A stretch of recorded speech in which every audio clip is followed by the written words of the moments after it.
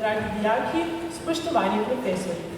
Veseli nas, da lahko v naši sredini, prav na 9. maj, na dan, ko vsa Evropa slavi spomin na skupno povezovanje po drugi svetovni vojni, v družbi gospoda ravnatelja pozdravimo našega bivšega predsednika republike, Boruta Pahorja.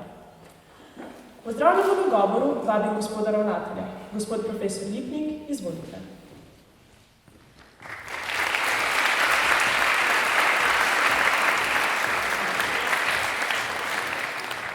Spoštovani bivši predsednik Republike Slovenije, gospod Borut Pahor, dragi dijaki, cenjeni sodelavci. Veseli me, da smo se prav na dan zmage in dan Evrope zbrali v naši športni dvorani, da nagovorimo prihodnost naše Evropske unije. Govorimo o prihodnosti, ker je tudi letošnji slogan naše šole Prihodnost je zdaj.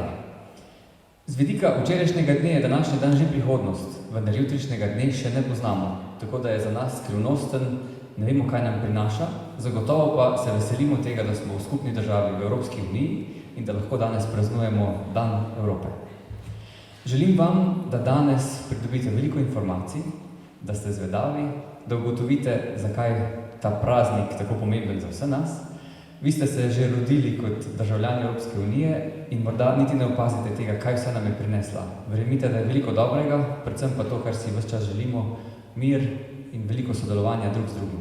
Saj veste, Slovenija je majhna država in v veliki skupni zvezi kot Evropski uniji imamo lahko moč, sami bi zelo težko dosegli tako veliko, kot lahko dosežemo skupaj. Želim vam uspešen dan in hvala, da ste danes tukaj z nami.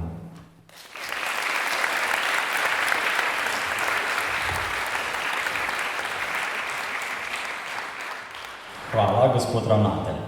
Iskreno smo počaščeni, da ste, gospod Pahor, prišli na Dan Evrope v Celje. Obiskali ste že Evropsko vas in upamo, ter si želimo, da se boste dobro počutili tudi na naši šoli. Vabim vas, da se nam pridružite pri omizju.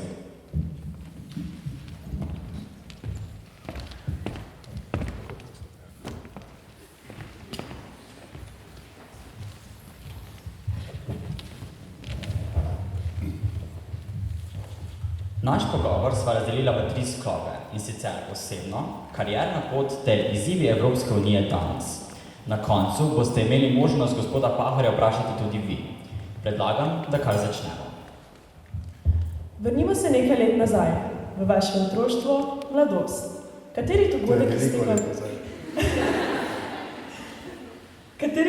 iz tega obdobja vas je najbolj zaznamoval oziroma vplival za vas in zakaj? Torej, jaz sem bil star 9 let, ko mi je umrl oče. Leto dni kasneje je zelo zbolela moja mama. Zdelo se je, da neozdravljivo. Bilo je tako hudo, da je pač nekega nedeljskega popoldneva prišel rešilec, da bi jo peljal v Vipavo, v tak center, kjer so vozili ljudi, ki so bili obsojeni na nek način na smrt, da tam preživijo zadnje dneve in dva z mamo so se poslavljali. Poslavljala so se v kopalnici, mama me je posadila takole pred sebe, ona je sedela na straniški školjki, spomnim se, da me je tako držala za ramena, rekla je Bobi, ker mi je tako pač pravila, da sem Bobi, je rekla, zdaj da se midva poslavljala, ampak ti si tukaj zato, da ostaneš, ostal pa boš, če boš prijazen z ljudmi. Bodi prijazen z ljudmi, ker od njih boš odvisen. Sva se poslovila, jaz pa mislila, da se nikoli več ne bo videla, in pa usoda tako obrala življenje, da se je mama vendarle po nekem čudežu pozdravila, vrnila v življenju. Tega ne bom nikoli pozabil. Njen glavni takrat, ko bi rekel, nasvet je bil, bodi prijazen, ker od prijaznosti ljudi boš odvisen v tvoje življenje. Se vam zdi, da je to potem tudi vplivalo na vašo karierno pot, da ste želeli delati za ljudi? No, gotovo je ta... Moja mama je v bistvu preprosta ženica, bila je šivilja. Midva sta živela sama. Nekaj časa, veliko let je mama skrbela, poleg mene še za obolelo mamo od očeta in osebo s posebnimi potrebami, moj teto, ki je bila žrtev 2. svetovne vojne. Tako da za eno šivilsko plačo je bilo težko. Ampak nekako v eni ljubezni in z eno vztrajnostjo mamino trmo je šlo. Ta nasvet, mama je meni rekla samo dve stvari. Da ne pusti mamila primeru, pa da ne bom pridel v šoli. Za vse drugo je rekla, bomo že. Meni je pustila vse drugo. Tudi to, da sem se kakšenkrat v srednji šoli napil, to je nikoli ni motil. Rekla sem že streznil. Temu ni dala nobene pozornosti. Tudi se spomnil sem se nesrečno zaljubil, pa je rekla, prid se bomo nekaj spila, pa bo ne. Pa je šel mi. In res, zato, ker sem mami obljubil, nikoli nisem mamil probal. Pa bi jih lahko. In tudi pri meni doma, ker smo imeli hišo, smo imeli ful žur. In moja mama je vedela, da se kadi pri nas. Ne? Ampak sam da jaz nisem. No? In tudi je vedela, da mi zelo veliko pomeni, da drugi prihajajo žurat k meni. In je pol dekleta ob enih, dveh, tudi malček vinjena seveda, ne? Vozila domov, da so bili starši pol po vaseh in okrog potolaženi, ker so vedeli, bo že mama od Boruta pripeljala naše punce domov. In ona jih je pol razvozila tisti dan povsod, tako da smo lahko žurali. Skratka, zelo se je, kljub temu, da je bila ena preprosta ženica, vživela v to, da bo naredila vse za to, da bom jaz imel, kolikor se da, lepo življenje. Je pa terjala vedno, da sem, kot rečeno, poleg tega, da sem pridel v šoli, tudi prijazen z ljudmi. In ko sem jaz potem začel delati, seveda, mi smo mogli relativno hitro začeti delati, že v srednji šoli, da smo kaj zaslužili. Zlasti pa potem, ko sem bil študent, ker bo treba zaslužiti tudi, da sem študiral, sem upravljal več dela, ampak eno je bilo tudi, da sem bil vodič v Benetkah. Jaz sem delal ob četrtek, sem šel z Ljubljane, pa v petek, sobota, nedelja sem bil recimo praviloma v Benetkah, spomladi in jeseni, oddelal 3 dni, dobro zaslužil, to se je dobro zaslužil takrat. In takrat je ta prijaznost prišla do izraza, ker ljudje, ki pridejo nekam na izlet, hočejo, da tisti, ki jih vodi, da je najprej predvsem prijazen z njimi. In to mi je potem kasneje tudi ostalo v življenju. Sem videl, da s prijaznostjo se da veliko doseči.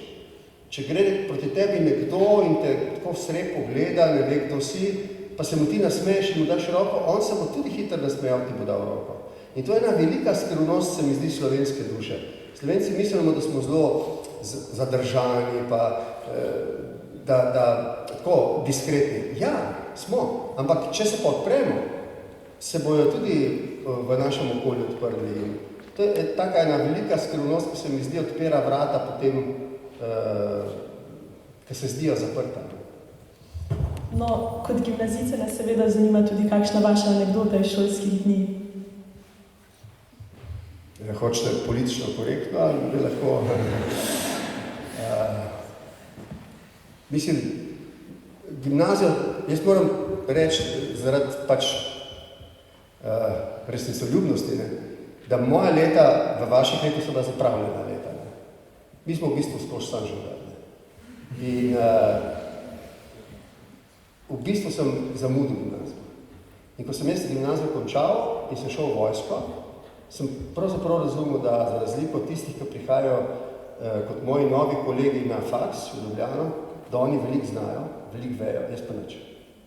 Recimo, imeli smo, ne vem, recimo tuje jezike. In seveda, mogo si zbrati 2.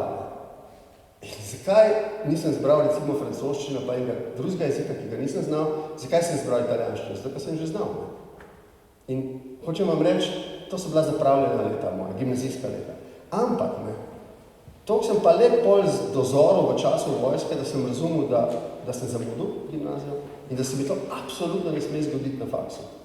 In potem sem pa res vžgal vse reaktivne motorje in v 4 letih dosegel znanje drugih in ga sem in tudi malo presegel. Ko sem počel faks, sem bil narejen za to, da lahko štartam v odraslo življenje. Med mladimi ste izjemno priljubljeni. Več kot 100,000 sledilci na Instagramu, največ mladih nam sledi. Ste verjetno prvi vplivnež med politiki in prvi politik med vplivneži. Nedavno ste začeli tudi s snemanjem podcasta. Čemu pripisujete tak uspeh in kako skrbite za ta del svoje podobe, ki se pogosto pojavlja v luči? No, družbena omrežja so neka nova stvar, zdaj za vas ne, za nas pa ja. Z pojavom Facebooka v začetku tega tisočletja se je odprlo čisto novo poglavje možnosti, da ima nekdo stik z nekom direktno in ne preko tradicionalnih medijev, tiska, televizije, radija. Med politiki je to najbolj razumel bivši ameriški predsednik Obama, On je leta 2008 preko Facebooka zbral praktično 3/4 svojega denarja, ki ga je potreboval za kampanjo. Na ta način je prišel tudi do stika z mladimi ljudmi. Jaz sem to opazoval, jaz tega še nisem bil takrat sposoben, čeprav jaz sem kandidiral takrat za predsednika vlade, on za predsednika ZDA. Jaz sem to lahko samo opazoval, ampak videl sem, da se tukaj začne nekaj novega. In ko so se enkrat potem leto dni kasneje sestala v Pragi, na ambasadi Združenih držav v Pragi, sva se po eni večeri malček tudi pogovarjala o tem. In oba so ugotovila, da je to velika prihodnost, ki omogoča, da politiki v bistvu direktno, na nek drugačen način direktno, ne, poleg direktnih stikov, poleg neposrednih, pridemo do ljudi, ki jih predstavljamo. Po Facebooku smo potem doživeli razcvet družbenih omrežij, tukaj je prišel Instagram, Twitter, TikTok in ostala omrežja, ki nam omogočajo, da smo na nek način v stiku z ljudmi. Seveda, če si na dolgočasen način v stiku z ljudmi, potem te ljudje niti ne bodo sledili, ker si dolgočasen. Zdaj, da nisi dolgočasen, pa zlasti pri politiku, zdaj pač to nisem več in je to veliko lažje, je pa to zelo delikatno, ker ljudje na nek način pričakujejo od nekoga, zlasti če je predsednik vlade, predsednik države, nek tip obnašanja, zrelega ali pa predvidljivega, običajnega, se strinjate? Takoj, ko se ti tako obnašaš na družbenih omrežjih, si absolutno nezanimiv, Zdaj, takoj, ko pa skušaš biti zanimiv, pa tvegaš. In tukaj zdaj ti premikaš te meje tveganja. In jaz sem bil to pripravljen narediti. To je vsa umetnost, recimo, mojega Instagrama. Ampak potem sem se veliko pogovarjal tudi z drugimi, ki so šli na Instagram in skupaj z mano v tistih letih, ko je Instagram začel postajati popularen tveganje. Ne vem, kanadski premier, Obama naprej, še nekateri drugi. In drugi svetovni voditelji so sledili temu valu, zelo previdno, ampak danes vidite, da praktično ni vplivnega svetovnega voditelja, da bi bil celo papež, da ne bi bil tudi na družbenih omrežjih. Seveda, zdaj tukaj to ni dovolj resen pogovor, da bi se pri tem dolgo časa ustavili, ampak to postavlja pod vprašanje nekaj, kar imenujemo politična korektnost. Vi preprosto, kot sem rekel, ne morete biti zanimivi na družbenih omrežjih, če ste popolnoma predvidljivi in običajni. Če niste, seveda dregnete v nekaj, kar eno pomemben del javnosti iritira, ga jezi, je kritičen. Mene so recimo skozi šikanirali zaradi tega, kar sem imel Instagram. Tudi tisti, ki niso vedeli, kaj Instagram je, kaj jaz počnem na Instagramu, so bili nervozni, ker imam Instagram, ker se mi zdelo, da what the f... Kaj ta tip pravi, da se slika? In niso sploh vedeli, kaj to je, kaj počnem. Ampak bili so nekako, ker so preberali v časopisih, da počnem nekaj, kar ni običajno, pa kar celo ni prav, kar celo derogira mojo funkcijo. To seveda vas postavlja skozi v neko presijo, da bi nehali in se s tem izognili kritikam. Ampak takoj, ko nehate, ste spet odvisni od televizije, od radija in od drugih. Tako da, tudi jaz zdaj, ko se malček drugače ukvarjam s tem, ko me kam povabijo, da predavam tistim, ki pač zanimajo politične in poslovne karijere, vedno rečem, stari, če hočete biti običajni, pejte tako, kot hodijo vsi ostali. Če pa hočete biti mogoče nekaj posebnega, ne da bi bil kjerkoli garant za to, da boste uspeli, ampak če hočete biti nekaj posebnega, morate tudi tvegati. Morate pa imeti vendarle pred očmi, kaj želite doseči. Moj interes na družbenih omrežjih je vedno bil, da sem na nek način, na številne načine, v stikih z ljudmi, ki jih predstavljam. Nazadnje tudi z mladimi. Kar je bilo zame na družbenih omrežjih še zlasti, bom rekel, odgovorno, ker vsak od vas, ki ima Instagram ali pa Twitter ali pa TikTok, točno ve, kakšna je populacija, ki vam sledi. In ko sem jaz videl številke otrok, ki so do 7. leta sledilci, pa recimo številke otrok, ki so sledilci do 14. leta, mislim, to so tako veliki deleži mojih sledilcev, da preprosto v enem trenutku tudi kot oče svojega sina nisem več bil pripravljen se čisto do konca hecati z Instagramom, ker sem vedel, da je to teh mladih ljudi, da mora biti malce bolj odgovorno. Tako da potem smo pač šli v ene take štose, ki so se nam zdeli še vedno dovolj, kako bi rekel, nežaljivi, ki so bili dovolj spoštljivi, ampak ki so bili pa malček provokativni. Ja. In tukaj smo se malo hecali, ne? Ker na koncu koncev ni pa dobrega biznisa, če ni zabave. Mora biti malo zabave. Ja. Medijski svet ima do vas mnogokrat kontradiktoren odnos, pogosto tudi močan kritični podton. Ali nikoli niste šli v svojo obrambo z napadom nanje? Kako ste se spopadali s tovrstnimi medijskimi zapisi, tudi z izpostavljenostjo vaše družine v medijih? Zdaj, se mi zdi, da je zelo pomembno, da si sami določite vaše šibke točke. Da sami poveste, da ste neperfektni in da ne pustite, da to namesto vas počnejo tekmici ali nasprotniki. In Instagram, bolj kot morda Twitter, čeprav Twitter tudi na svoj način, Facebook, morda do neke mere TikTok, čeprav je morda bolj zahteven glede tega, vam ponuja možnost, da vi o sebi govorite na tak način vse slabo, da vi to lahko tudi kontrolirate. Recimo, da jaz rečem, jaz sem nečimer. Jaz sem narcis. Vsi vejo, da sem jaz narcis. Se pravi, jaz lahko zdaj to kritiko lahko do neke mere kontroliram, ker tudi sam določam, bom rekel, širino te kritike na ta račun. Ali pa, da rečem, ne vem, še karkoli drugega slabega, kakšen želi reči. Recimo, da sem barvnika. Absolutno, sem barvnika.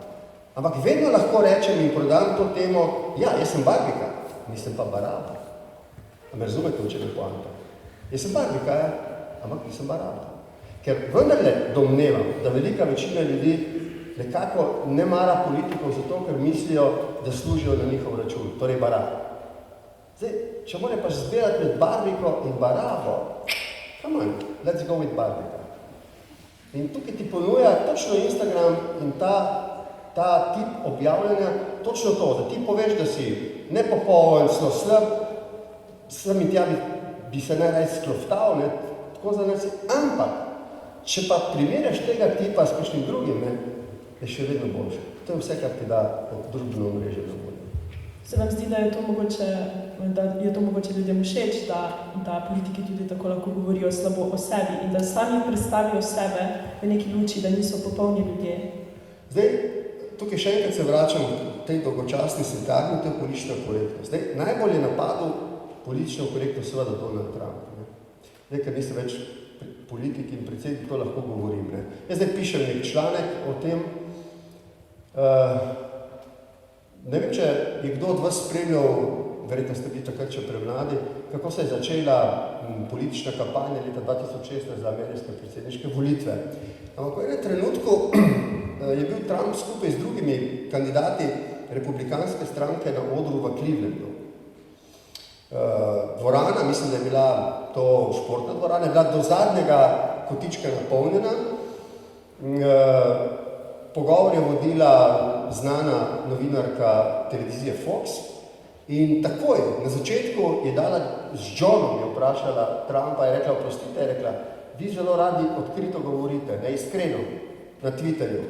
Ampak eno gospo, je rekla, ženske ste ocenili za grde in vse najslabše stvari, da ne bom zdaj ponavljal, je navedla, kaj da vse Trump reče v zvezi z ženskami. Slabega. In on je rekel, ne, samo o eni sem to rekel. In dvorana se je zasmejala. Dvorana ni, recimo, se zgražala na tem. Dvorana se je zasmejala. V tistem trenutku, 5. augusta 2016, se je spremenila popolnoma, po moje, retorika, politična retorika, ne samo v Ameriki, ampak v svetu. Naenkrat je javnost dala vedeti, da bolj ceni en hec, domiselnost, duhovitost, kot pa dejstvo, da je on tam užalil ne samo eno žensko, ampak vse. In to je spremenilo potem cel diskurs v Ameriki, v tisti kampanji, na koncu Trump je zmagal. In to z direktnim napadom na politično korektnost. Privoščil si je laži, privoščil si je zavajanje, privoščil si je najbolj sovražne izjave, privoščil si je, kako bi rekel, vse, kar pravzaprav nek odgovoren politik ne bi smel početi. In je zmagal. Od takrat naprej politika ni več to, kar je nekoč bila. Zdaj, jaz seveda to že lahko vidite, nisem nek fan njegov, Moram pa reči, da ga njega proučujem. Tudi danes, ko sem se sem z Dušanko vozila, sem mi povedal, da sem šel spat ob 4. Ker sem pač gledal njegov, kako se reče, zagovor pred tožilci iz New Yorka, kjer se brani zdaj v nekaterih kazenskih ovadbah. Recimo, tam je bilo vprašanje predsednikov, so rekli, ampak ta ženska, ki bi jo domnevno posilil, ta ženska, pravite, ni vaš tip, Ne, rekel, ta ni moj tip. Tudi je rekel, vi, je rekel tožilki, niste moj tip. To že morate priznati, da to ni običajno govorjenje, ampak on si ga privošči. In s tem je on v bistvu proizvedel nek vzorec političnega obnašanja v svetu, ki je nekaj povsem novega. In pravzaprav na 100 načinov preizkuša kot en potres celotno arhitekturo svetovne politike. Se pravi, da se govori drugače, direktno, kratko, jasno, dostikrat morda tudi zlagano, žaljivo, ampak to je enemu delu javnosti zelo, zelo, zelo všeč. In tega dela javnosti vi ne morete premakniti. In za tiste, ki se morda s tem ne strinjamo, se zdaj postavlja vprašanje, kaj zdaj? Kako torej priti do ljudi, da ne boš žaljiv, da boš spoštljiv, ampak a boš zato tvegal, da boš dolgočasen, da boš...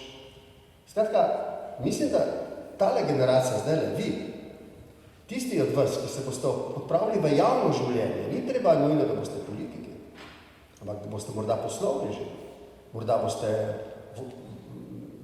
na drugačen način javne osebnosti. Pred vami so velike zahtevne naloge.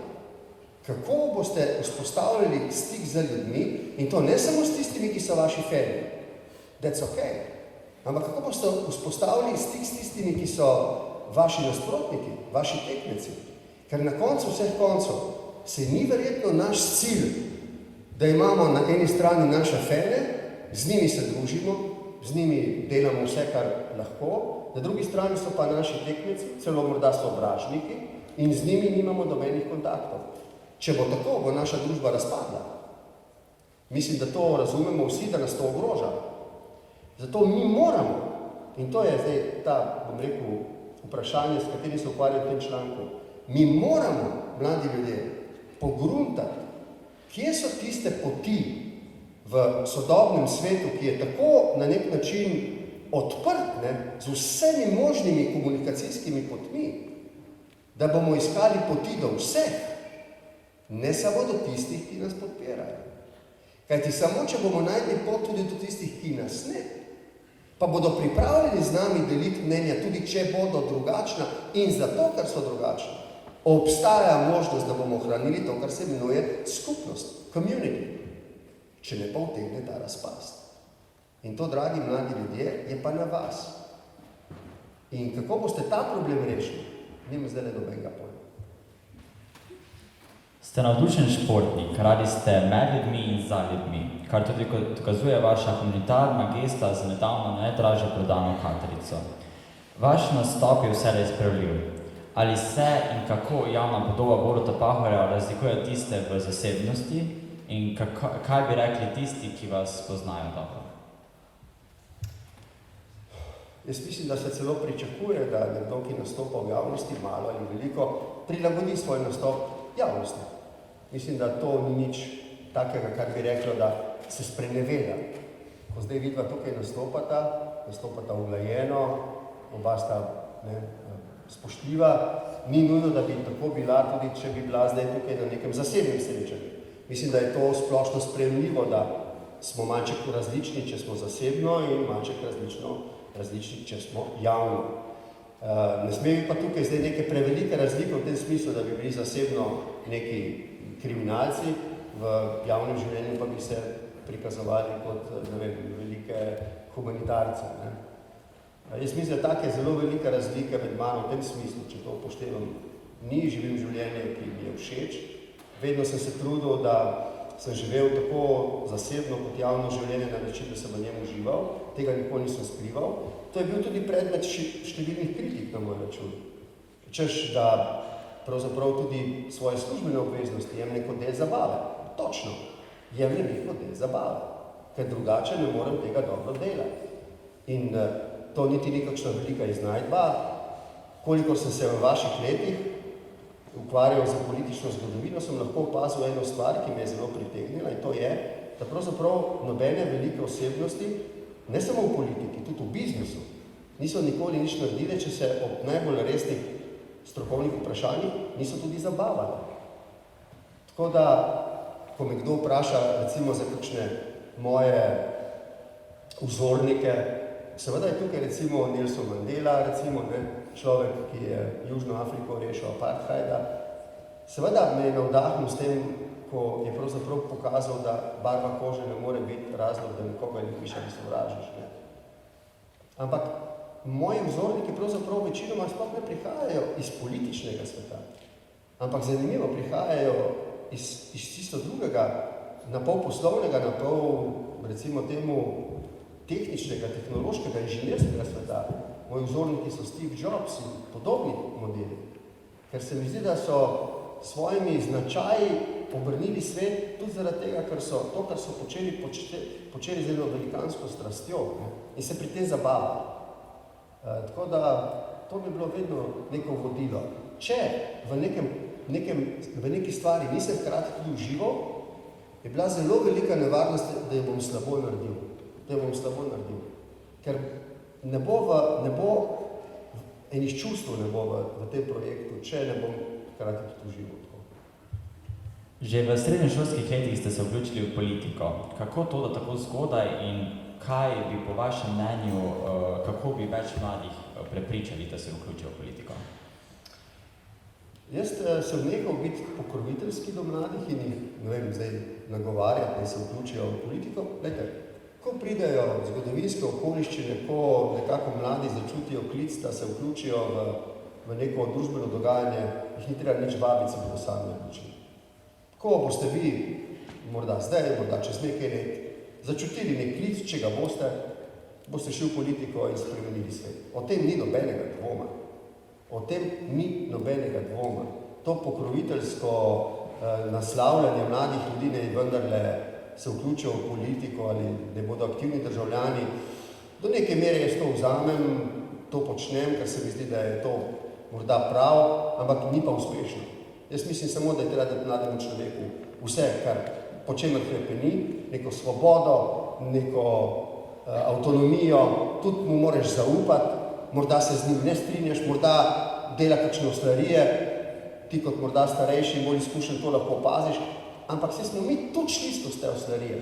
Brez tega, da greš skozi te oslarije, ti ne odrasteš. Ti moraš, ko daš roko na peč, moraš čutiti, da te speče. Moraš vedeti, da nekaj peče. Če ne veš, kje so meje. Tako da, jaz mislim, da treba mlademu človeku samo pustiti, če le ni zloben, če le ni sovražen, če le ni nevaren za svojo okolico, da počne tako rekoč skoraj vse, kar misli, da je potrebno, da preizkuša sebe in svoje sposobnosti, svoje talente. Kako pa ste pa odkrili, katere talente imate? Se morate vendarle nekaj stvari probati, morate tudi nekaj tvegati. In jaz mislim, da je prav, da mlad človek razume, da če ne bo nič tvegal v življenju, če se ne bo preizkušal, da je obsojen na nekom povprečju, se pa prepričan, da bo zelo zadovoljen z njo. Ste edini slovenski politik v našem prostoru, ki je deloval na 3 najvišjih političnih funkcijah. Bili ste predsednik državnega zbora, predsednik vlade, nato pa še predsednik republike. Kako bi te funkcije primerjali in v kateri ste se po vašem mnenju najbolje znašli? Torej, bil sem predsednik parlamenta, vlade in države. V redu, dobro sem se znajdel, se mi zdi, kot predsednik parlamenta, za nič kot predsednik vlade, za nič, nisem bil dober predsednik vlade, bili so to težki časi, v redu, ampak to je samo okoliščina, ki je dodatno poglobila problem mojega vodenja vlade in zdi se mi, da sem kar v redu opravil s funkcijo predsednika republike. Zato sem se tudi želel, zato sem se tudi pripravljal celo življenje, vedel sem, kaj želim. Pri predsedniku vlade je bilo drugače. Takrat je bila tudi velika finančna kriza, težko je bilo. Ampak to ne opravičuje tega, da sem bil slab predsednik. Medtem ko se mi zdi, da sem dobro vedel, kaj želim narediti, ko sem postal predsednik republike in sem to bolj ali manj tudi uspel. Poskušal sem biti predsednik vseh, poskušal sem povezovati, poskušal sem narediti nekaj na področju sprave. Tako, zdelo se mi je, da ob tistih pičlih pristojnosti, ki jih ima predsednik republike, da sem nekaj naredil. No. Tako da sem končal ta opus z nekim zadoščenjem. Nimam zdaj nekih, kako bi rekel, nekih neizrečenih sanj, ki bi jih zdaj premleval z večer in tuhtal, kako bi do njih prišel. To, kar sem se namenil narediti, sem bolj ali manj naredil. To je bila lepa pot, 32 let, 9 zmag zapored je bilo treba doseči, da sem to lahko izkusil. Imel sem sjajne ljudi okrog sebe, katerimi sem dolžan in seveda vedno in iskrene izraze hvaležnosti, pomagali so mi, nanje sem se lahko zanesel, zaupal sem jim, lahko sem se izjokal v njihovem naročju, nikom je bilo težko. Vse to so zadržali zase in smo še naprej od zmage do zmage. Dotaknimo se še nekaj aktualnih izzivov Evropske unije. Zadnjih nekaj let je v Evropi zaznati porast euroskepticizma, pa tudi bolj skrajnih političnih strank in stališč tudi v razvitih demokracijah. Kako vi vidite ta dva pojava in kako odgovarjate vsem euroskeptikom? Glejte, 80 let bo kmalu od konca druge svetovne vojne. Takrat so naši stari starši rekli nikoli več, ker je bilo tako zelo hudo, da nikoli ne tako. Veliko solz, strpljenja, pepela je bilo na tem evropskem kontinentu in razmišljali so, kaj ne naredijo drugače, da bo nek trajen mir in svoboda in varnost. In iznašli so čudovito idejo, evropsko idejo, ki je gradi na temu, kar nas povezuje, ne na temu, kar nas razlikuje. In nam je zavarovala mir in varnost. Danes živimo skupaj s 26 drugimi državami in narodi. Slovenski jezik je uradni jezik Evropske unije, neke skupnosti, ki ima več kot 400 milijonov ljudi. Zdi se, da imamo neko varno prihodnost. Zdaj, brez Evropske unije jaz tega ne vidim. Morda se bo zgodilo, da bo na neki točki razpadla ali ne vem kaj. Upam, da ne. Ne znam si predstavljati, kaj se bo takrat zgodilo. Nekaj strašnega, nekaj grdega, nekaj, kar bo prineslo trpljenje. Ne predstavljam si, da bi lahko Evropska unija proti naši volji razpadla, ne da bi to prineslo novo trpljenje. Zato se mi zdi, da moramo zelo paziti, da jo čuvamo, da skrbimo za njo, da jo negujemo vsak na svoj način, ker je to ta naša širša domovina, ki nam ta mir zagotavlja. Jaz sem bil tako mlad v enih drugih časih, ko sta bila dva bloka, zahodni in vzhodni, ko ni bilo mogoče iti z vzhodnega na zahodni kar tako, morda za Jugoslovane še, za druge pa ne. Ko so bile razlike velikanske, ko smo hrepeneli, potem, da bi živeli skupaj. Zdaj vse to vi in mi imamo. Zdaj ne smemo misliti pa, da je to samoumevno, da je to perpetuum mobile, ki sam poganja sebe. Ne, mi ga poganjamo. Če bomo mi rekli, da nam je vseeno, potem se bodo razrasli tisti, ki bodo govorili, da nas to omejuje, da nas to zamejuje, da je potrebno to okolje Evropske unije znova razčleniti. Potem nas bodo čakali spet težki časi. Kolikor mi bo dajala in moje zdravje in moja moč, se bom trudil za to, da bo ta Evropa ostala. Imam sina, star je 25 let, končal je faks, gre v življenje, ustvaril svojo družino. Jaz bi rad, da ima on in da imate vi eno možnost, da v miru, brez strahu, gleda in razvija svoje talente in skrbi za svoje otroke, ki jih bo imel. Da pa ni tako nujno, pa vemo, ker je v Ukrajini vojna. V Ukrajini je vojna, zelo blizu nas. Tako da, zato si mislim, da bi morali vsi, ki damo kaj na to, narediti vse, kar v naši moči, da ohranimo to Evropsko unijo, da skrbimo za njo. Pa se vam zdi, da se pomena Evropske unije mladi ne zavedamo dovolj, ker mi nismo živeli v tej razdeljeni Evropi, ker smo se že rodili v Evropsko unijo in jo na nek način jemljamo kot samoumevno? Jaz ne podcenjujem ene kolektivne zavesti mlade generacije v Sloveniji in vse posod po Evropske unije. Jaz mislim, da je zelo usajeno v mladega človeka to, da danes je lahko Slovenci in Evropejci hkrati, Italijani in Evropejci hkrati, da lahko potuje po tem evropskem svetu, da je to prostor svobode. Seveda ni popoln, absolutno. Nič ni popolnega na tem svetu, tudi Evropska unija ne. Pa vendar se mi zdi, da je boljše, kot če je ne bi bilo, in da je to pravzaprav že zelo mlademu človeku precej jasno. Jaz ne bi podcenjeval vašega znanja, jaz ne bi podcenjeval vaše intuicije. Jaz mislim, da velika večina mladih ljudi vidi v Evropski uniji prostor upanja in ne prostor strahu. Seveda, kot vedno, na koncu to pravico vsakdo ima, lahko razmišlja tudi drugače. In razmišlja o tem, da ga kot Francoza Evropska unija omejuje in da bi se rad rešil. Da ga kot Italijana Evropska unija omejuje in da bi se rad rešil. Da ga kot Slovenca Evropska unija omejuje in da bi se rad rešil.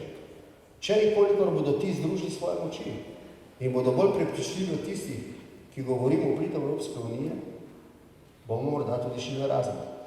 In če bomo, bo to prineslo, po mojem mnenju, veliko gorja, trpljenja, solz in pepela. Pred nekaj meseci je Bosna in Hercegovina končno dobila status kandidatke za Evropsko unijo. Se vam to zdi pravi korak pri širitvi Evropske unije na Zahodni Balkan? In bi si mogoče upali napovedati, kdaj bo Bosna sposobna izpolniti vse pogoje in kriterije za vstop v Evropsko unijo? Če zdaj na hitro prikličemo zemljevid Evrope pred svoje oči, kaj vidimo? Pogledamo države Evropske unije in vidimo eno luknjo vmes, in to je luknja na Zahodnem Balkanu. Zahodni Balkan je obkrožen z državami Evropske unije, vse so članice, od Hrvaške do Grčije. Edino Bosna, Srbija, Črna Gora, Albanija, Severna Makedonija niso članice. Zdi se torej, da je popolnoma naravno, da bi tudi enkrat ta luknja postala del Evropske unije. Pa tukaj ne gre samo za to čisto logično situacijo, ampak gre tudi za eno tako nujo. Če hočemo tam zavarovati mir v tem področju, med temi čudovitimi ljudmi, Bosanci, Srbi, Črnogorci, vse to so sjajni, čudoviti ljudje, potem moramo tja pripeljati Evropsko unijo, ker če tam ne bo Evropska unija, bo nekdo drug. In moja želja, moja naloga, jaz grem drug teden spet v Sarajevo, imam negovor,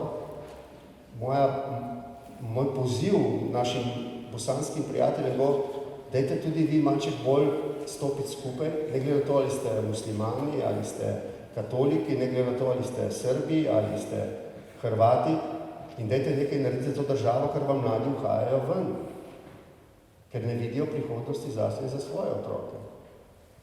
Bosna karkoli je dobila, ne nazadnje zdaj tudi status prihodnje leto, ja, tudi na moj predlog, je dobila zato, ker se je tako Evropska unija odločila, da bi sama nekaj naredila. En tak proizvod, ki bi obetal, da bo to država, ki bo vitalna, tega še ni. Ampak jaz sem prepričan, da je to Bosna sposobna. Ne vem, koliko imate bosanskih prijateljev med sabo, enih ali drugih.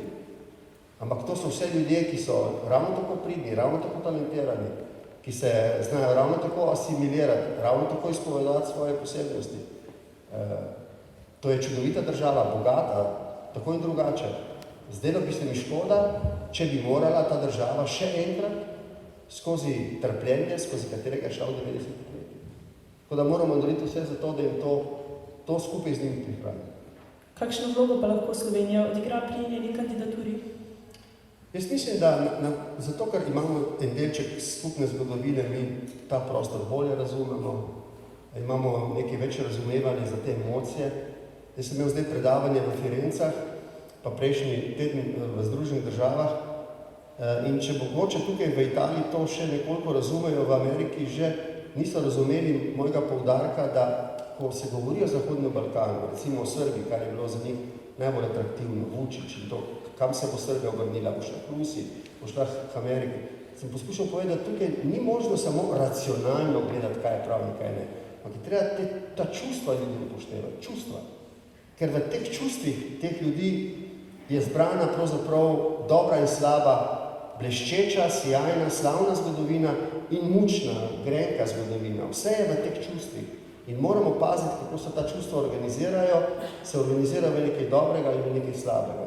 In zdi se mi, da moramo zdaj pomagati Slovenci, ker to bolje razumemo drugih, da se ta čustva organizirajo za nekaj dobrega, za nekaj plemenitega, za nekaj, kar bo prineslo mir, kar bo prineslo, da lahko vaši prijatelji, ki so toliko stari kot vi, razmišljajo o prihodnosti z enako ambicijo kot vi. Tako da mislim, da Slovenci lahko tukaj nekaj naredimo. Še pred dobrim letom se je zdelo nepojemljivo, da bi se vojna zgodila v naši neposredni bližini na evropskih tleh. Kako gledate na vlogo Slovenije v končanju tega spora, tudi na pismo nekdanjega predsednika Kučana in kot tudi na izjavo predsednika največje evropske stranke v nedavnem intervjuju za Delo, da je naša zunanja politika preveč prorusko usmerjena?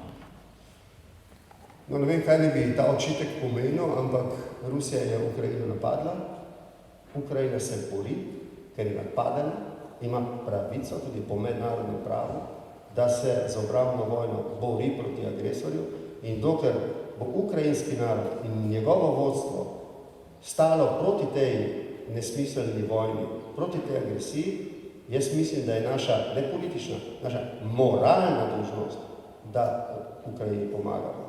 Ko bo Ukrajina sama ocenila, da je nastal morda primeren trenutek za mirovno pot, za mirovna pogajanja, za dogovor in bodo oni z njim zadovoljni, smo lahko tudi mi. Kdo pa smo mi, da bomo Ukrajini vsiljevali mir?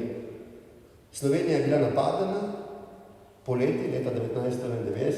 Kdo nam je takrat smel vsiljevati mir? Slovenci smo si sami izborili mir.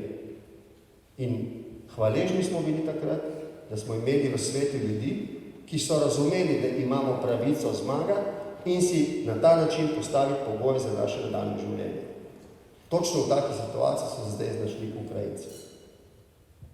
Potem se vam zdi, da je vojna nek potreben korak pri neodvisnosti Ukrajine? Vojna ni zaradi Ukrajine, ampak zaradi Rusije. Rusijo je potrebno premagati. Ja, ampak... Ali in kako je to mogoče? Seveda, tako kot vi, vem, da je Rusija zelo velika država, da Ukrajina ni Afganistan, da se Rusija ne bo kar povlekla ven, ampak mislim, da tudi zdaj, ko nimam političnih pristojnosti, ko mi ni treba paziti na vsako besedo, si ne upam reči, da dajmo pripraviti Ukrajince do tega, da bo tam mir, zato da bo nam boljše tukaj. Mislim, da to preprosto ni sprejemljiva moralna pozicija. Dokler so Ukrajinci pripravljeni žrtvovati svoje lastne življenja za to, da osvobodijo svojo lastno domovino, mi nimamo druge pravice, kot jih pri tem razumeti in se mi zdi tudi nekaj dolžnosti, da jih pri tem podpre. Dokdaj bo to šlo? Ne vem. V mojih zadnjih nastopih, tudi zunaj, zdaj na predavanjih, vedno rečem, da z neko skrbjo gledam na čas, ki prihaja, ker se zavedam, da dlje kot bo trajala ta vojna, če bo trajala dolga leta, večja bo utrujenost mednarodne javnosti zaradi te vojne, večji del ljudi bo začel kriviti to vojno za njihov slab standard in pritiskati na njihove vlade, tudi naše, naj vendarle že odrečejo pomoč Ukrajini, da bi se vojna končala. V redu, ampak potem se bo vojna končala zaradi nas šebičnosti na račun Ukrajine in to ne bo prineslo trajnega miru, ne v Ukrajino in ne v Evropo. In zdaj, ko nekateri pravijo upravičeno, da se v Ukrajini brani evropska svoboda, imajo prav. Tako tudi jaz razumem te stvari. Volitve za nestalno članico Varnostnega sveta bodo poleti v Generalni skupščini Združenih narodov. Slovenija, ki se za položaj poteguje z Belorusijo, mora prepričati najmanj 129 držav. Če bo prepričljivejša od protikandidatke, bo to nalogo opravljala v letih 2024 in 2025, in sicer drugič doslej. Ste glede naše kandidature optimistični? Kako bi Slovenija lahko prispevala Varnostnemu svetu? Kot veste, iz bazena določenih držav periodično ena država kandidira za to, da postane nestalna članica. To ne bi bila, če ne bi bilo zapleto Belorusija. No, zaplet je nastopil zato, ker Belorusija pravzaprav predstavlja desno roko Putinovega režima, tudi pri agresiji na Ukrajino. In zahodni del mednarodne skupnosti je želel s podporo kandidaturi Sloveniji izraziti priložnost, možnost, da se večina držav odloči, da bo iz tega bazena namesto Belorusije, ki naj bi nekako imela neko prednost pri kandidaturi, vendar je tokrat izjemoma da prednost Sloveniji zaradi tega, ker je preprosto boljša kandidatka iz vrste razlogov. Zdaj, 129 držav je veliko, to je tajno glasovanje, lahko se tudi ne posreči. Leta 2011 se mi zdi, se nam ni posrečilo, je bil Azerbejdžan izbran za nestalno članico Varnostnega sveta, ko smo mi kandidirali. No, 12 let prej pa nam je uspelo. Mi smo bili nestalna članica Varnostnega sveta. Mislim, da obstoji veliko možnosti, da nam uspe, ni pa to samoumevno. Upam, da nam bo to uspelo, to bi bilo pomembno, tudi zdaj v tem času sedeti za velikimi in odločati o vprašanjih miru in varnosti, bi bila neka velika odgovornost, ampak Slovenija se mi zdi je dorasla. Bo pa treba do zadnjega dneva zelo pridno in vestno in profesionalno upraviti to kampanjo za izvolitev. Kako pa bi Slovenija lahko v varnostnemu svetu prispevala?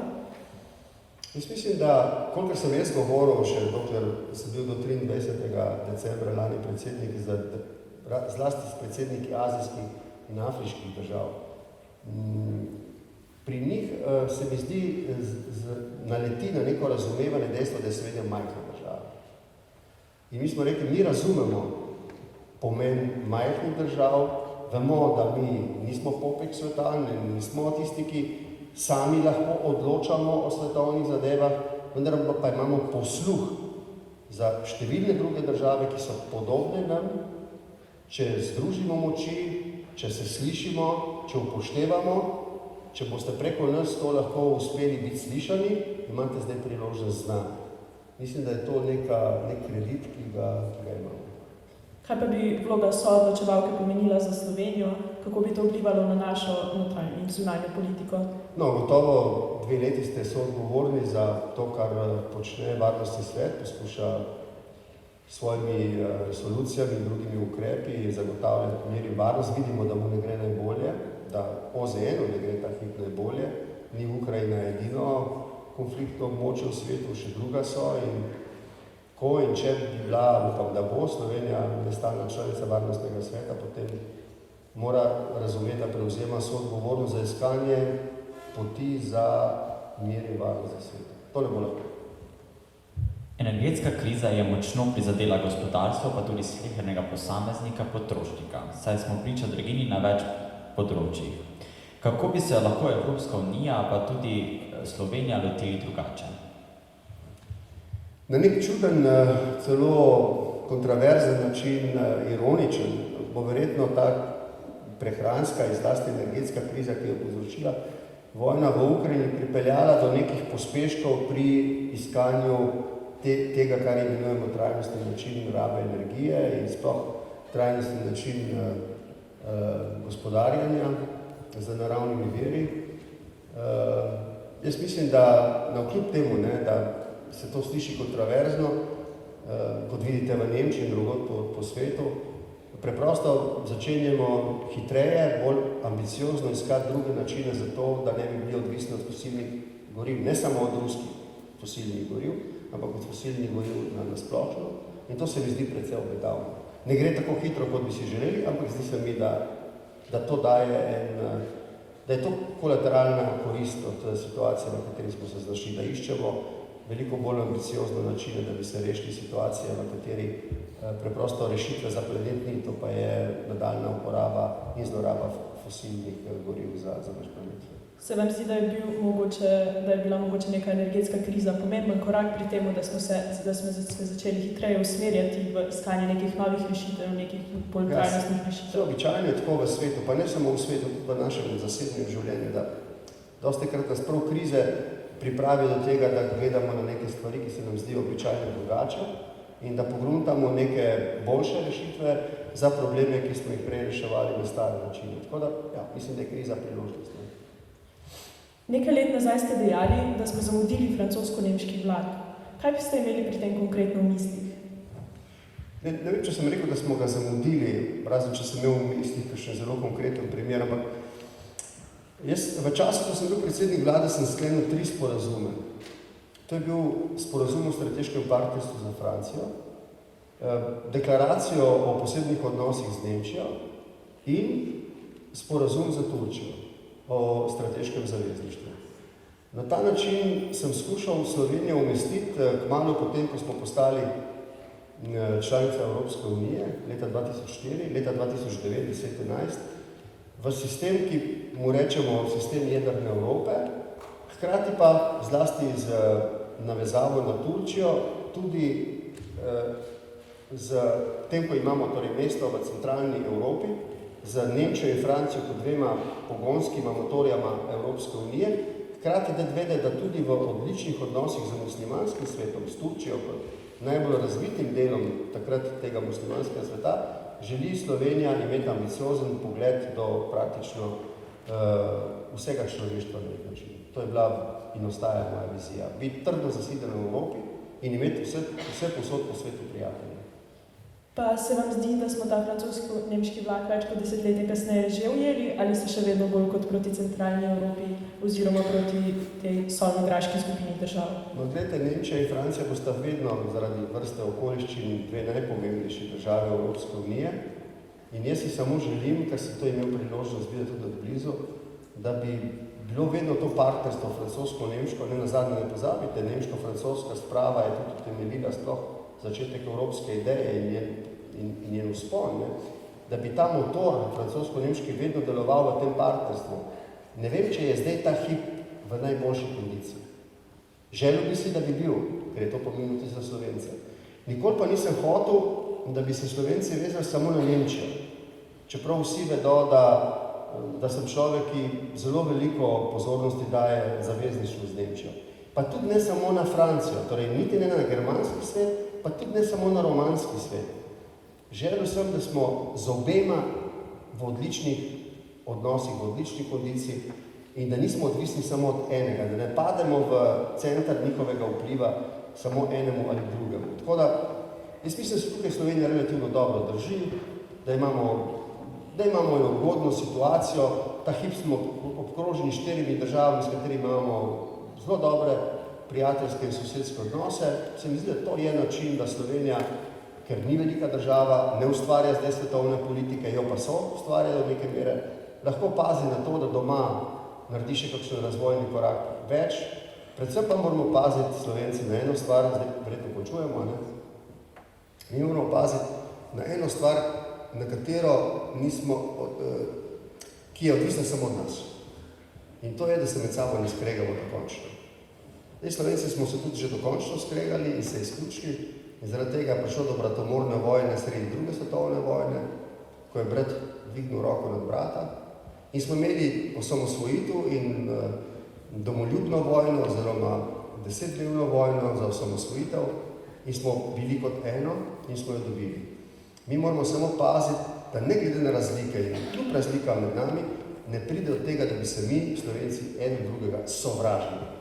Lahko tekmujemo med sabo, lahko si nasprotujemo, lahko delamo vse tisto, kar je značilno za demokratične države in družbe, samo sovražiti se med sabo ne smemo. Če bomo to dosegli, se je za našo prihodnost ne bojim. Tudi, in če je to morda skepna misel, tudi če bi se proti naši volji, če bi se proti naši volji zgodilo kaj strašnega v mednarodni skupnosti, kar bi ogrožalo mir naše slovenske skupnosti, mir naših družin in varnost naših družin. Če bomo Slovenci skupaj, potem bomo te še tako strašne in težke stvari obrnili v prid svojih naših stremljenj. Če pa ne, bi v tega nas spet priti huda ura. Na to, mladi ljudje, kar pomislite sem in tja, ko se odpravljate v javno življenje. Tukaj boste zdaj kmalu maturirali, šli boste na univerze, postali boste intelektualci. Od vas, od vaših sanj bo odvisna naša prihodnost. Te sanje bodo različne, te sanje si bodo tudi nasprotovale. Imate vso pravico, da tekmujete, katere so boljše. Sem pazite, da zaradi tega, da bi bili boljši, ne boste nekoga izločili. Ga ne boste potunkali, ga ne boste zaprli, ampak boste z njim še vedno na nek način sodelovali. To je vsa dediščina, ki vam jo lahko da ta generacija, ki se počasi iz tega javnega epicentra življenja poslava. Dragi dijakinje in dijaki, zdaj ste na vrsti vi. Kdo izmed vas ima za gospoda Pahorja kakšno vprašanje? Ja, prosim. Zadnji mesec mi je postala zlasti veliko več nasilja, če začela objavljati socialnih sredstev, mrežo. Veliko strokovnjakov pač pripisuje temu neka digitalni svet oziroma učinki socialnih medij, to pač veliko. Seveda imamo velik uporabnik le glede na to, oziroma kaj je vaše mnenje, da bi treba storiti, da bi se to preprečili oziroma zmanjšali. Lahko jaz mogoče vas najprej vprašam, imam odgovor in ga bom pošteno tudi povedal, često kako je ime? Jure, a ste tako prijazni, da vidite z nami kratek vaš pogled na to, kako vi vidite to situacijo in a bi si upali imeti kakšen recept za njo? Mislim to, da situacija bila z enega pač mlada družba postala več odvisna od digitalnih prav in socialnih medijih in pač telefonov. S tem pač izgubimo, vse manj se družimo zunaj, vse manj socialnih stikov. S tem, ko so manj socialnih stikov, ljudje smo socialni stikov. In izgubimo tudi empatijo in pač občutnost do človeka. Pač jaz vidim rešitev za tem, da bi se morali spodbujati, da bi se več mladih družbi. To je sigurno, verjetno pravi recept, ampak a bi vi šli v neko administrativno omejevanje uporabe digitalnih sredstev za to? Be careful. To je pač, da se zelo delikatno vprašanje. Čestitke. En aplavz za Jurika.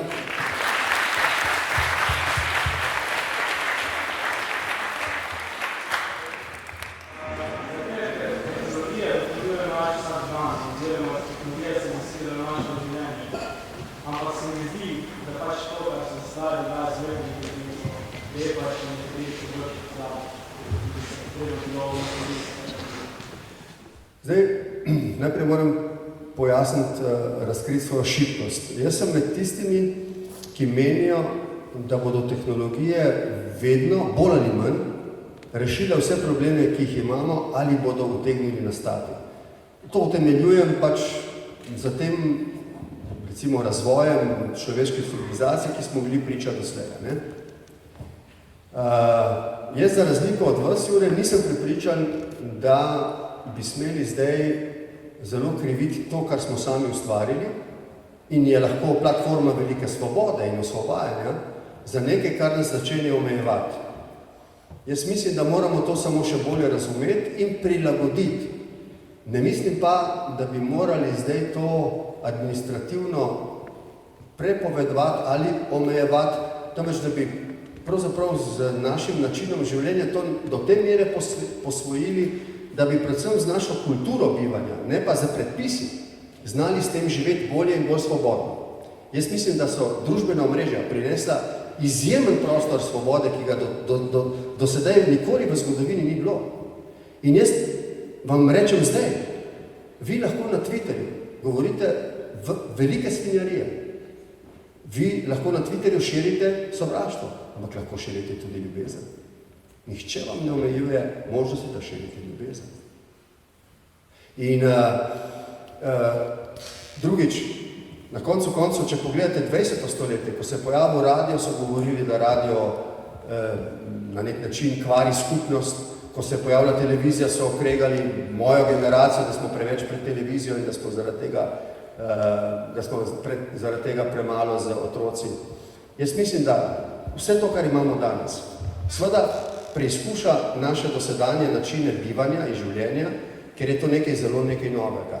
Ampak jaz ne bi tega nič omejeval, niti ne bi prepovedoval. Do neke mere, Jure, bi upal misliti, da se da kaj regulirati, čeprav bo to zelo, zelo težko regulirati. Ampak predvsem bi pa skušal sam sebe vzgojiti v tem smislu, da bi s tem znali živeti in da nam bi to pomagalo, da nas bi to naredilo še bolj močne, bolj svobodne, ne pa bolj šibke. Na koncu vi vedno lahko odložite vaš telefon in greste ven igrati košarko na ulico. Nič vam tega ne prepoveduje. Zakaj bi mogel biti predpis, ki bi rekel, Jure, ob 16. uri morate dati telefon na mizo in igrati košarko?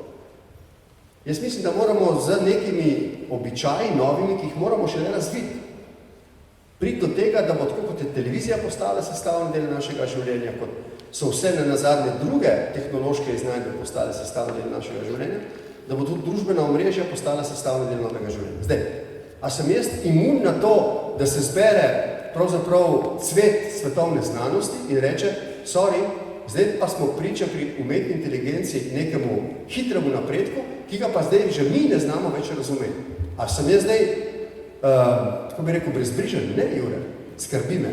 Očitno prihajamo s svojimi ravnanji, svojimi dosežki znanstvenimi do situacije, ko znanost proizvaja take rezultate, da jih sami nismo pričakovali. Ampak jaz mislim, da tukaj obstoji zdaj cela vrsta priložnosti, da bo življenje boljše, ne slabše zaradi tega. Samo moramo to narediti tako. To je moja vera. Morda je napačna, ampak to je moja vera. Zato tudi jaz nisem med tistimi, ki bi mislili, da je mogoče zaradi tega, ker se na Twitterju širi sovražni govor, treba Twitter prepovedati. Ne. Morda lahko reguliramo, da to, kar velja sicer za sovražni govor v vseh drugih medijih, velja tudi za spletne medije, ampak nič drugega. Ko so, recimo Trumpu, pa veste, da nisem njegov fan, prepovedali, da uporablja Twitter, sem jaz bil proti temu. Zdaj, to ni način. Zakaj? Tako da, jaz mislim, da čaka vašo, jaz sem prej rekel, zelo odkrito in sem hvaležen Jure za to vprašanje, jaz mislim, da čaka vašo generacijo. Res toliko izzivov, ampak ne samo tehničnih in tehnoloških, verjetno tukaj bo med vami marsikdo sijajni inženir, zdravnik, ko ste reševali probleme, o katerih naša generacija si ni upala sanjati.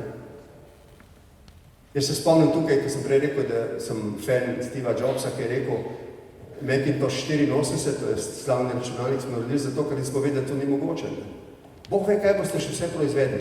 Ampak jaz mislim, da to generacijo, vašo generacijo, zdaj v naslednjih 10 letih, ne čakajo samo toliko in najprej predvsem tehnološke iznajdbe. Te bodo silovite, absolutno. Ampak predvsem vaše sociološko, politološko, če želite, razumevanje tega, kaj z njimi in kako z njimi, da bo to prineslo več svobode za vse, več pravičnosti za vse, več boljšega življenja za vse. O tem pa se boste morali vsesti in temeljito pogovoriti, kako naprej. Jaz vidim, jaz nisem več sposoben s sinom se pogovarjati teh stvari, ker on bistveno več ve od mene. Jaz mu zdaj ne morem več parirati v diskusijo o tem, kaj se zdaj dogaja z novimi, recimo, iznajdbami v umetni inteligenci, recimo zdaj pri pisanju tekstov.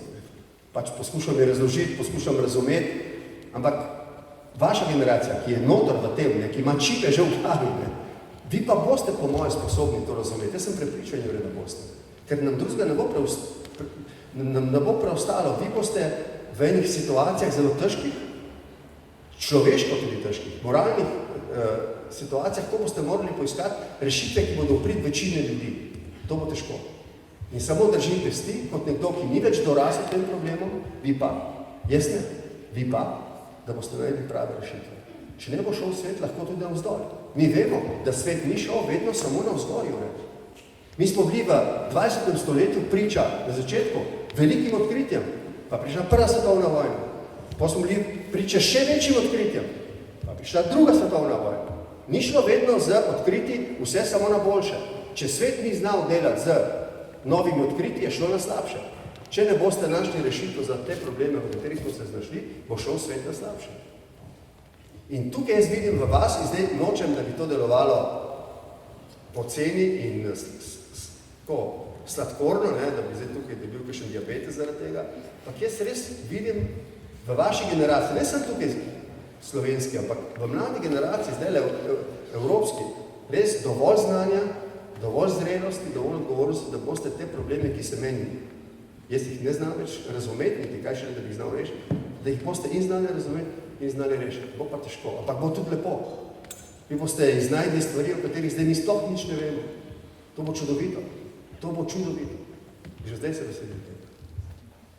Čas imamo še za eno kratko vprašanje. Ja, prosim.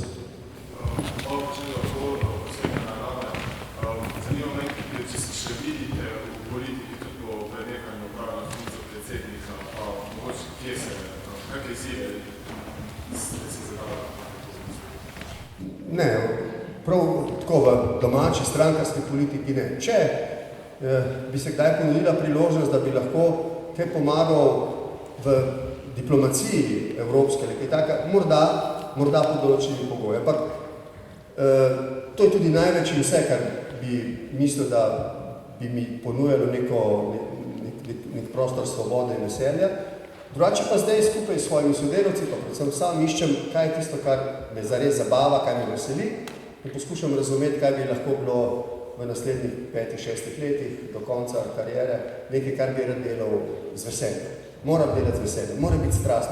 Zjutraj, ko se zbudiš, moraš čutiti neko energijo, da te praktično kot raketo te vrže iz posle in ko me čakaš, da greš. Čeprav so težki dnevi in grenke stvari, ampak da čutiš neko strast pri tem.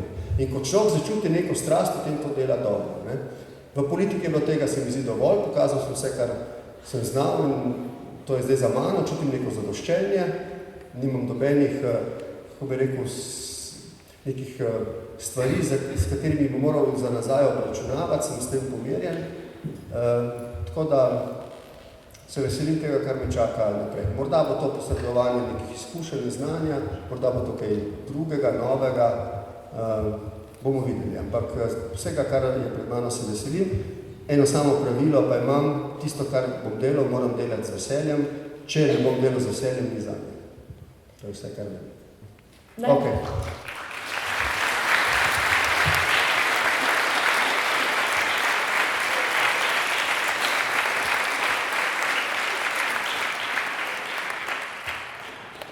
Najlepša hvala, bivši predsednik republike.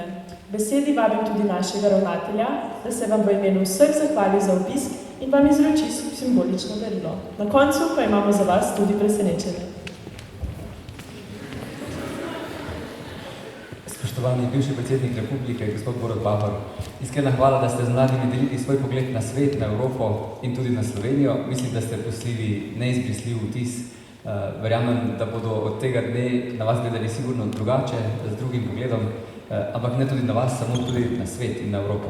Tako da iskrena hvala. V imenu naše šole, gimnazije Celje Center, pa vam izročam eno drobno pozornost za to, da ste si vzeli čas za nas.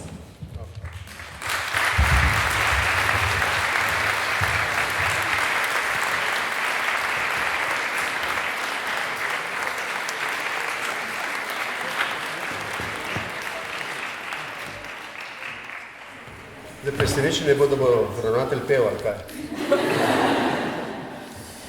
Ni pravo presenečenje, nisem pevec. Presenečenje pa ne vem, kaj se da.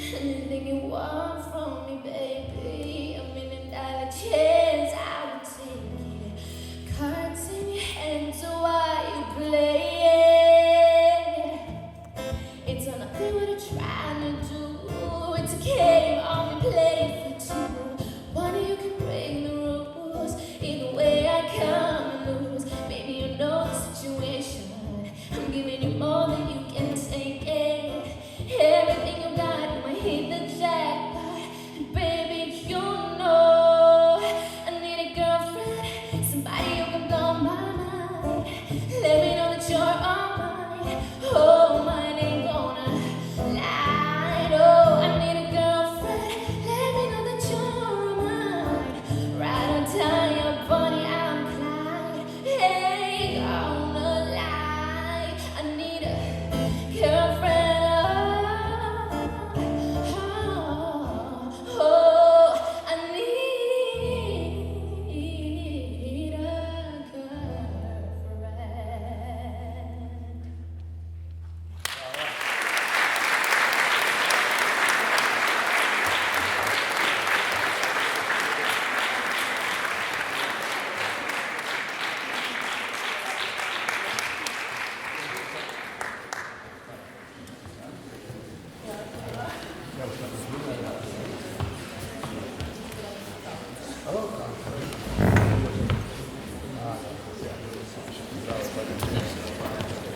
Vidim, da si zadremal vmes, čudovita.